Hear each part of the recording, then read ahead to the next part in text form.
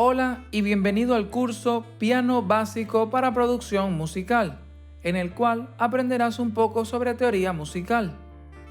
Mi nombre es Josuel Jiménez, conocido como Josuel Company, y antes de comenzar a conocer los tonos, acordes y demás, debemos saber qué es un piano.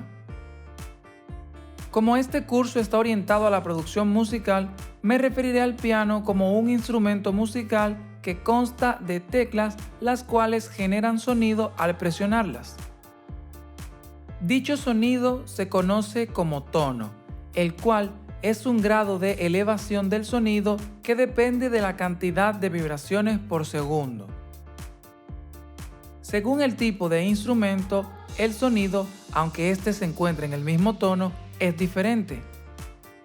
A esto se le conoce como timbre, el cual es la característica del sonido la cual distingue a cada instrumento musical.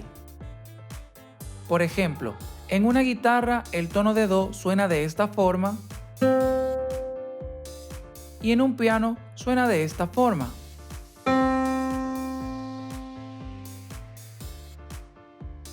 Si te ha gustado el video, déjame un like y suscríbete al canal.